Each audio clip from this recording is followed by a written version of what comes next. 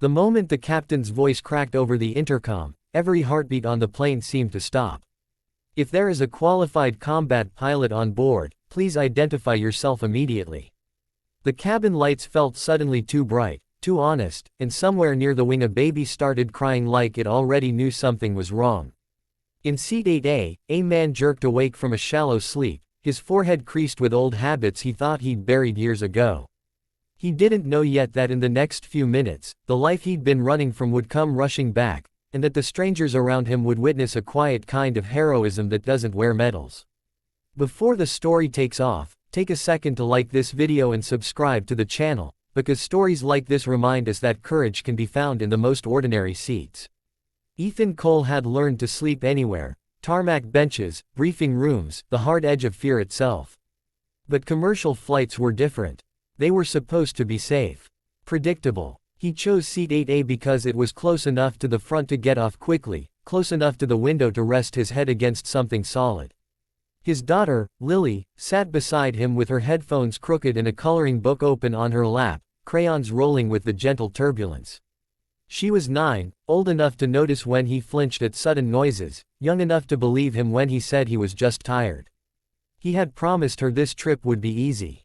He always promised. The flight had been smooth until it wasn't. A shudder rippled through the fuselage like a muscle spasm, the kind that wakes pilots before alarms do. Ethan's eyes opened to the reflex of checking instruments that weren't there. He inhaled the recycled air and exhaled slowly, counting. Lily looked up. "Dad?" she asked, and he smiled the smile he practiced in mirrors. "Just a bump, kiddo."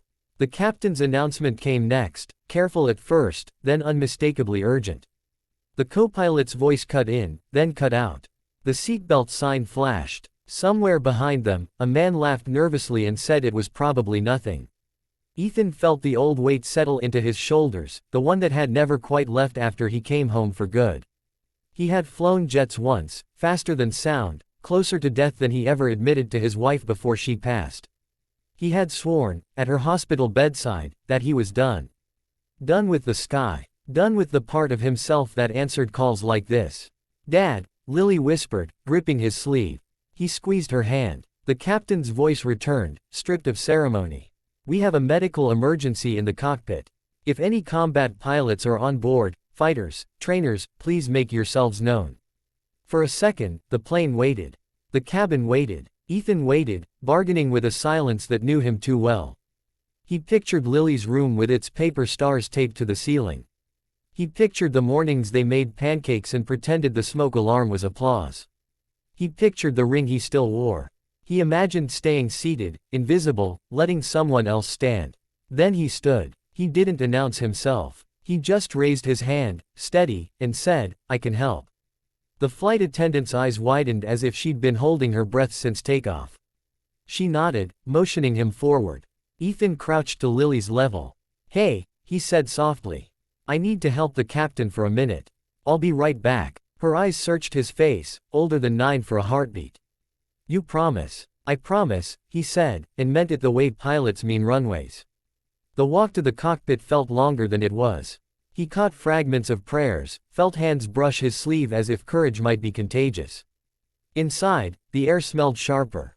The co-pilot was pale, sweat beading at his temples, hands trembling on the yoke. The captain was slumped, oxygen mask askew, his eyes unfocused. Ethan assessed quickly, the way he always had. "I'm Ethan Cole," he said. "Former Air Force, F-16s and trainers." The co-pilot swallowed relief. Thank God. They stabilized the captain as best they could. The co-pilot explained through clenched teeth. "A sudden cardiac event. Autopilot engaged but weather ahead was rough, instruments were behaving strangely." Ethan's hands remembered the language of switches.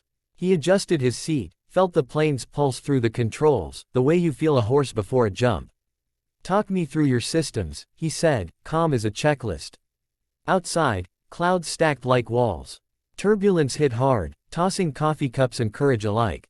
The autopilot struggled, then disengaged with a chime that made Ethan's spine go straight. He took the yoke. "I've got it," he said, not loudly, just enough. The plane answered, a living thing that needed respect more than force. He flew by feel and numbers, by memory and mercy. The co-pilot relayed instructions to the cabin. The flight attendants braced and breathed and believed. Minutes stretched. Ethan's mind flickered to Lily, to the way she used to sit on his shoulders at airshows before the nightmares started. He had stopped going to airshows after the funeral, stopped explaining why he flinched at fireworks. He flew now because he had to, because the sky had asked him, and sometimes love means answering even when you're afraid. They broke through the worst of it. The instruments steadied. The weather softened its grip. A diversion airport appeared on the horizon like a promise kept. Ethan coached the co-pilot through the approach, correcting gently, letting him feel in control because he needed that too. When the wheels finally kissed the runway, the sound was a hymn. The cabin erupted, not in cheers, but in sobs and laughter and hands clasped too tight. Ethan didn't bask. He stepped back, helped secure the cockpit, and asked about the captain. Paramedics took over, efficient and kind. As he returned to the cabin, people reached out, thank yous, tears, a man who pressed a folded note into his palm. Ethan nodded, accepting the gratitude the way he accepted the sky, carefully. Lily met him halfway down the aisle, ignoring instructions, her arms around his waist like a seatbelt. He knelt and held her until the shaking stopped. You promised, she said into his shoulder. I did, he whispered. They sat back in 8A while the plane emptied, the adrenaline draining into something like peace. A flight attendant came by with a smile that would last her a lifetime. The captain will recover, she said.